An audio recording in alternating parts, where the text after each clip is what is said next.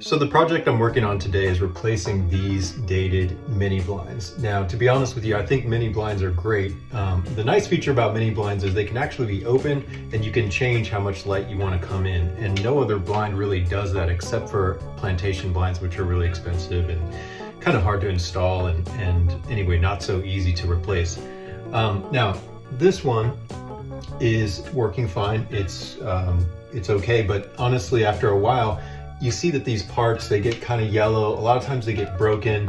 These get really dirty. These are probably 30 years old.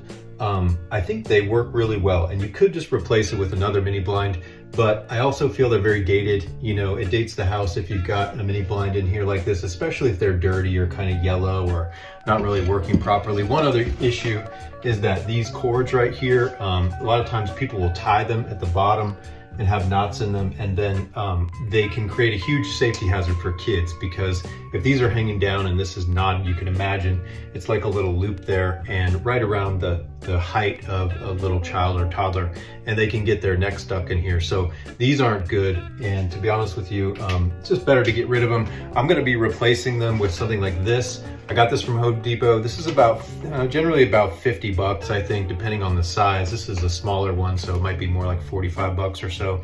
It's a cellular shade, which means it's one unit.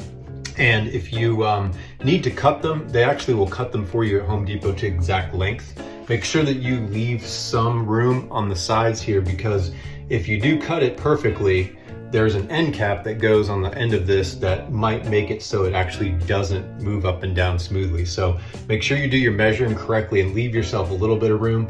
You don't want to leave too much room, because then the light will come in. If you're trying to do blackout shades, it's annoying to have the light come in on the side. And speaking of that, you can actually get these in a couple different light filtering, I guess, options. This one is light filtering, so it actually ends up kind of see-through. You can get the light in even when it's closed. The blackout ones are completely blackout. No sun comes through, and that's what we have in our bedroom. This actually comes with a motor kit, and if you want to, you can pay 110 bucks, 115 bucks, install a motor inside of here that either works with a remote or with your phone. And the cool thing about those are you could actually set all of the blinds up to open and close in the morning and close at night. And then there's a setting you can have for like a preferred midpoint if you want to set those up, and it all operates on the app.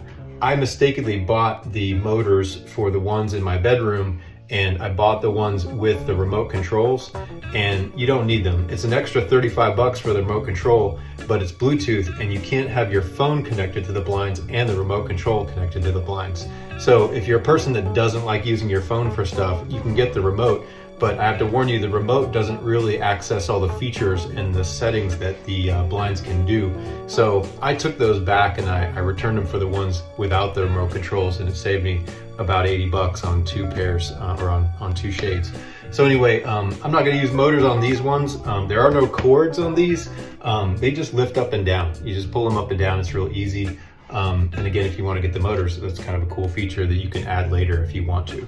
So the first step in getting rid of these mini blinds, you got to take these top pieces off here.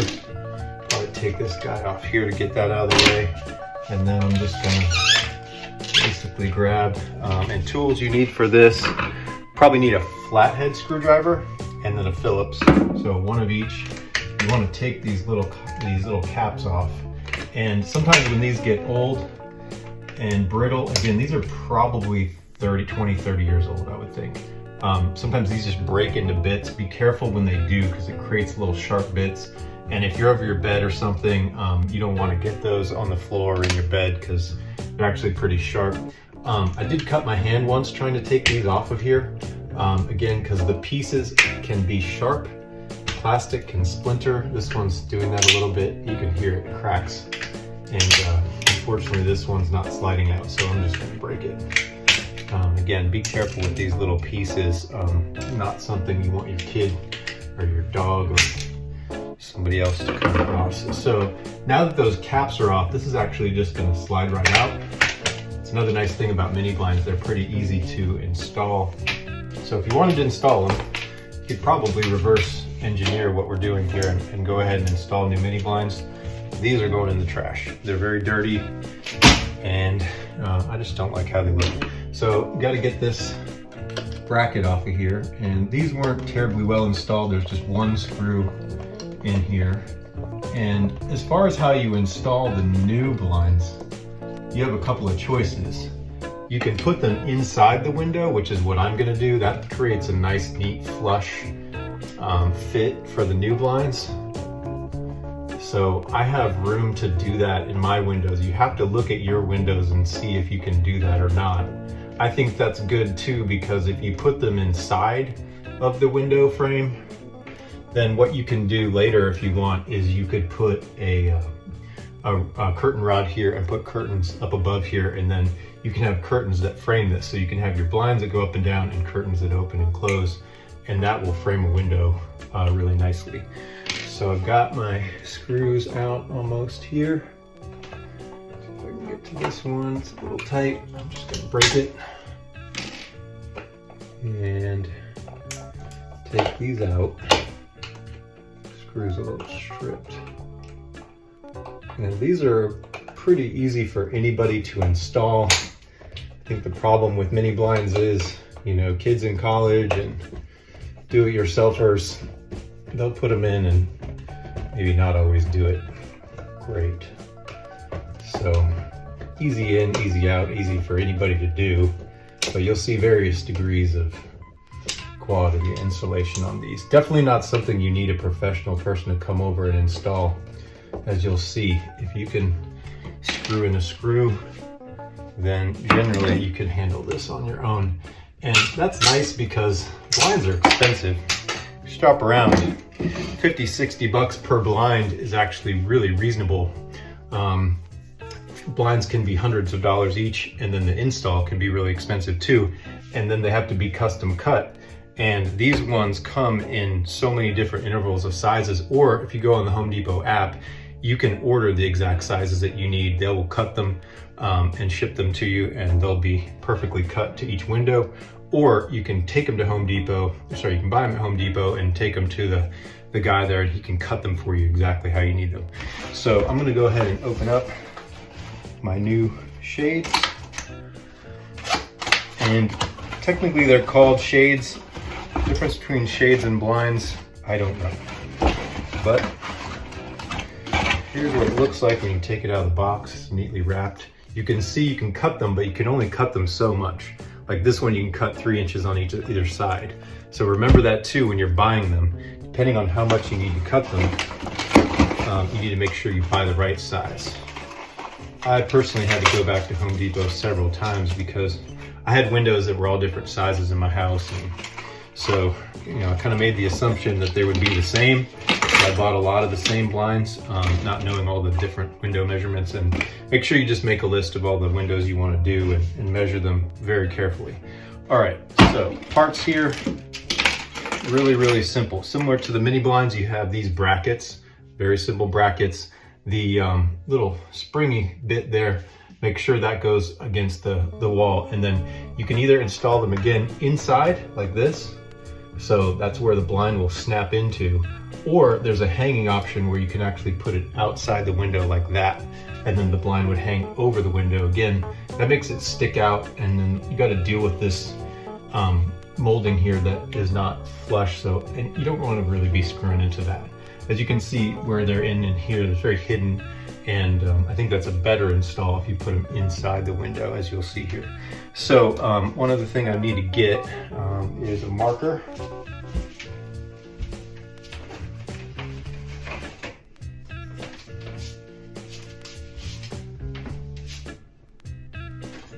So I've got a marker here. This might be a little bit bigger than we need, but it will work. And what you want to do is you want to mark, in fact, I think instead of doing that, I'm just going to use my screwdriver to mark it. What you want to do is, it says to install the brackets at least 4 inches inside the end.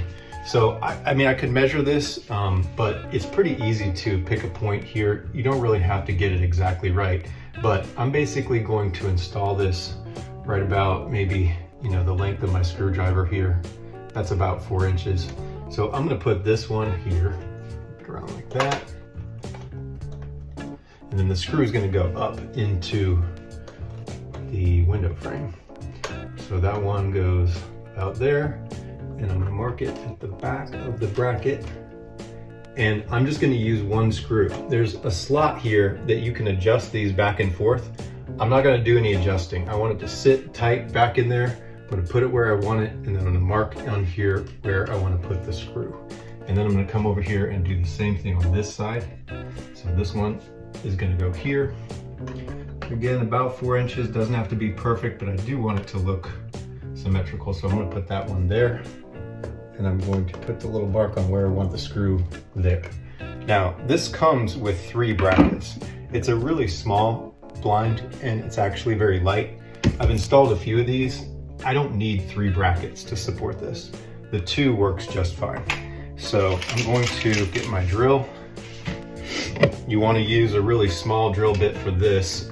You can see the screws here are, about that thick. So whenever you're using a drill bit and putting in a screw, you want to make sure the drill bit is about the same size as the screw you're screwing in, but maybe use a drill bit that's a little bit smaller. That gives the thread something to hold on to. So we're going to go to our mark hole here and drill there, and then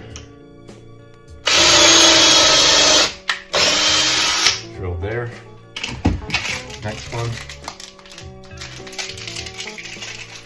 Again, pretty easy.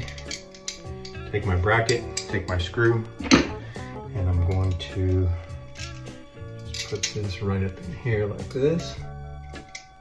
Now, make sure when you do this that you actually fit the bracket up in there. If you go to tighten the screw and the bracket is not in position, you can end up having to undo your screw and do it over again because you're thinking you could slide it into place at the last minute, but if you tighten the screw too much, then you're gonna have to undo it to put the bracket in the right place.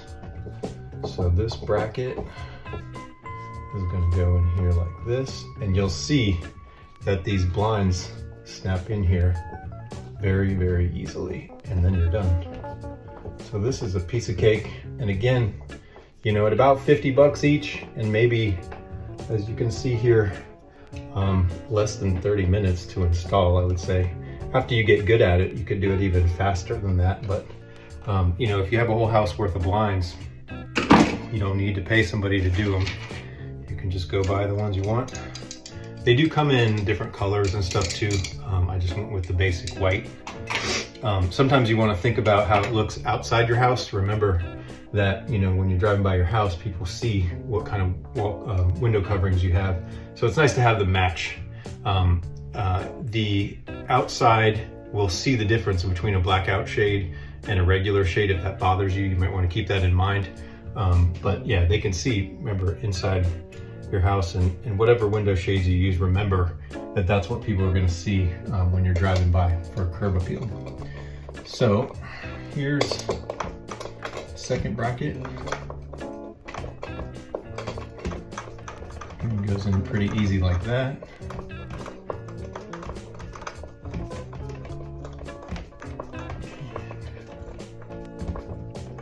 There. Tighten it up real nice. This is a wood frame here, so this is a piece of cake. Some of you will have plastic, and you can still drill into those. If what you're trying to go into is plastic, like in theory, you could put this here, but remember, this window goes up and down, so you want to have it outside of anything that moves up and down as far as the actual window goes. So, next thing, now that the brackets are in, looks like it did an okay job spacing those out. I'm gonna unwrap my blind here. And I left about a 1/2 inch on either side to give it room to go up and down. So I'm just going to center this here, just leaving just a little bit on each side, and that looks pretty good. I left myself just enough space to put these end caps. So you can see it's hollow there, and when you cut it, actually just slices that off. And then take this end cap, goes right in like that, kind of snap it around the top, close that off, and then there's a smaller one, goes down below here, and you want to kind of squeeze that in there. Make sure you don't get your hands dirty when you're handling these. You will regret it, because if these get dirty, they're very hard to clean. It's like a almost linen type of material. You don't want to get them dirty. There are cleaning instructions I noticed in the owner's manual. I don't know what it is, but there's no way you're going to get it as good as when you bought them. Nice and clean and white. But when you're handling these, and on one of the installs I kind of cut my hand a little bit, I didn't realize, and I got a little bit of blood on these, and that was not good. It's hard to get out. I think it'll be in there forever. So get these caps in. Just gotta kind of finagle them a little bit here. It's on there like that. Snapped in all the way on both sides. You do want to make sure they're snapped in all the way, because if they're not, you might rub against the side. I just left myself just enough space for those caps. Remember, the caps add on a little bit to the side. So if you don't leave enough space for those, they're not going to go up and down smoothly. So this is all lined up, and I'm just going to basically use my thumb and kind of got to press it pretty good here. Snaps in. And the other one does take a little bit of pressure here to snap it in. Both of those are snapped in. You can see that's not going anywhere. That's 2 brackets and 1 screw in each. And this thing's very light. And then to open and close, it's simple. Up and down like this. So you pull it open. There you go. No cords. And then just to close it, it's a really, really light up and down. So there you go. I had a little lip there on my window. So there you go. Cellular shades from Home Depot, about 50 bucks. And we just installed them, removed the old one, installed the new one in exactly 17 minutes. Now, one thing about these, that when I first got them, I got the blackout one. I didn't like it. It completely closed off the light to the room, and I want light in this room, and I don't care, I don't sleep in here, it's like an office. So I basically, I wanted the light to be able to come in, but you can't see out. No one can see in either. The nice thing about these, easily opened, let the light in. But with the mini blinds, you could have them technically open and then kind of mess around with it to see how much light you want to have in and out. You don't get that with these. It's much simpler, but at the same time, it's a much more modern look, and as you can see, big improvement. And if you're trying to spend some money to fix up your house, this is a very efficient way to do it. I hope that's helpful. If you have any questions about this, just message me in my DM or email me, call me, Mark Horton, 804-873-1075. I'm a mortgage loan originator here in Richmond. I do loans for people, but I'm into housing. I'm into housing projects and home, do-it-yourself projects, home improvement type of stuff. So I'm gonna be doing a little series on these kind of things. By no means am I any sort of an expert. I'm actually a novice, but stuff like this, I feel like anybody can do. And if I can do it, you can do it. So thank you very much for looking at this. I hope you find it helpful, and see you on the next project.